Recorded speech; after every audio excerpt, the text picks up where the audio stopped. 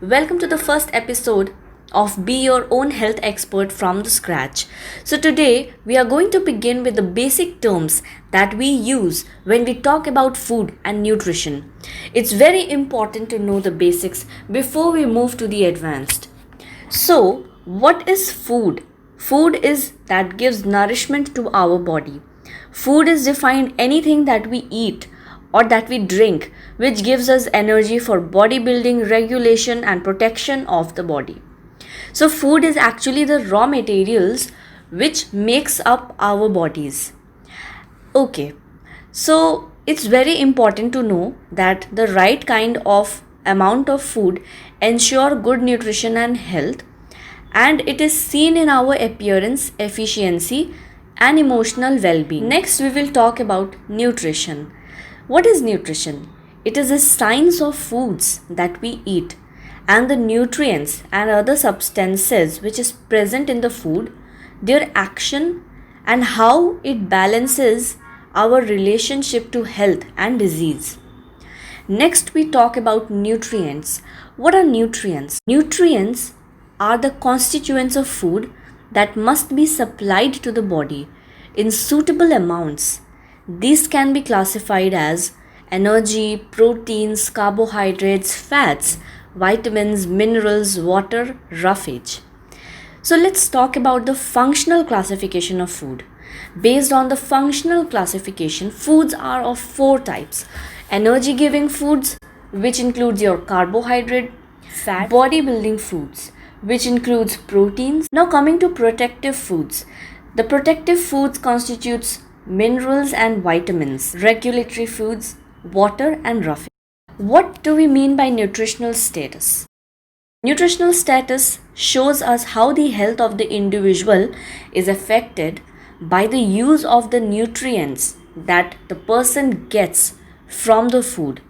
This can be determined by the careful medical and dietary history, a thorough physical examination, and appropriate laboratory investigations. So, how do we understand a person has good nutritional status? The person will be alert, the person will have a well developed body, his weight will be normal for height, well developed and firm muscles, healthy skin, reddish pink color of eyelids and membranes of mouth, good layer of subcutaneous fat, clear eyes, smooth and glossy hair, good appetite and excellent general health. How do we know a person has poor nutritional status? The person will be apathetic, there will be abnormal body weight, the skin will be pale, muscles will be flabby, there will be abdominal fat. So all these tell us that the person has poor nutritional status. Now what do we mean by malnutrition? Malnutrition is the lack, excess or imbalance of nutrients in the diet. It includes both undernutrition and overnutrition. So undernutrition is a state where the person is getting less amount of nutrients that is actually required by the body. So there is insufficient supply of one or more of the important nutrients. What is overnutrition? Overnutrition is excessive intake of any nutrients. For example, vitamin A, it can cause toxicity in the body if too much of vitamin A is present in the diet. Okay, moving on. What is balanced diet? Balanced diet is a diet that contains different types of food from all the food groups in such amounts and proportions that the need for all the nutrients are met and small allowance is kept as a margin of safety. Why we need to store some nutrients as a margin of safety? Because when we fall sick and we don't feel like eating, so how the body takes care of us? It is through the extra nutrients that was saved when we were healthy. So I will talk now about the different food groups. There are basically 5 food groups. Number 1 is cereals, grains, products, which includes your rice, wheat flour, ragi, bajra, maize, jowar, barley, rice flakes, wheat flour. The second food group is pulses and legumes.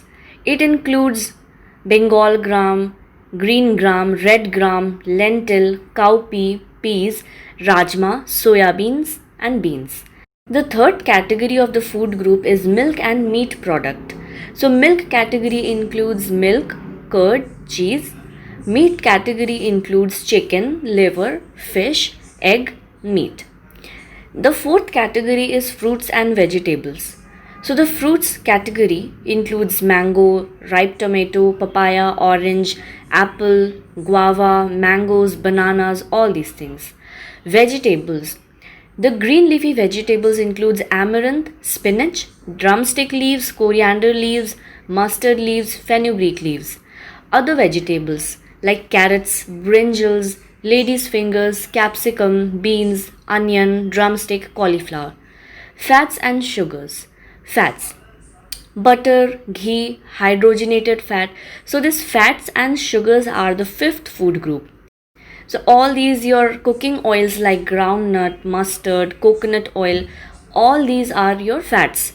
And in sugars we generally refer to sugar, jaggery and honey. So these were the main 5 food groups which ICMR has given the classification. What is ICMR? It is Indian Council of Medical Research. Okay. Now moving to the food pyramid. So food pyramid actually shows how much we should consume from different food groups. So if you see the bottom, it contains cereals, which means we should have the cereals in larger quantity as compared to the other nutrients. Then fruits and vegetables should be consumed a little less as compared to cereals. Then the third category includes meat products and milk products, which again we should consume 2 to 3 servings max.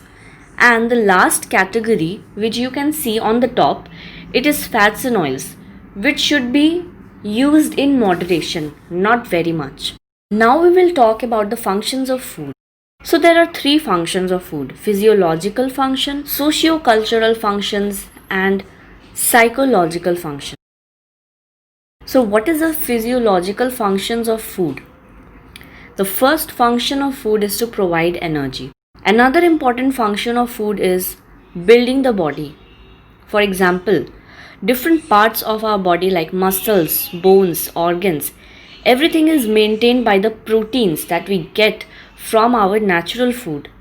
Similarly, when I talk about the energy, so we need energy for different activities throughout the day, whether it is household, whether it is recreational activities, or maybe our work. So we require energy for all these things, which we get from the food. The third function of food is to regulate the activities in the body. So our involuntary functions like beating of the heart, maintenance of the body temperature, muscle contraction, control of the water balance, blood clotting, waste removal, all these are regulatory functions which comes under the physiological functions of food. Next, we talk about socio-cultural functions. So food has always been a part of our social existence and of our social, cultural and religious life. It is used as an expression of love, friendship and social acceptance. For example, laddus are distributed on the birth of a baby. Success in interviews, jobs. Sweets like gujiyas are associated with Indian festivals like Holi, Diwali. And things like burfi, gulab jamun, laddus and rasgullas are associated with marriages and parties. Cakes are associated with birthdays. Developing social relationship. Food is also sometimes used to express one's feelings, like we share foods with our friends and we show our love and affection. The last function of the food is psychological. These include sense of security, love and attention. The familiar food makes us feel secure. Sharing of food is token of friendship and acceptance.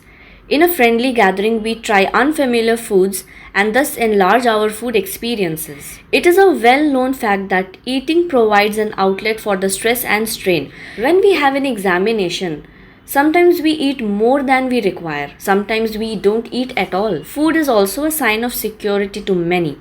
A baby feels secure in the arms of his mother when the mother is breastfeeding.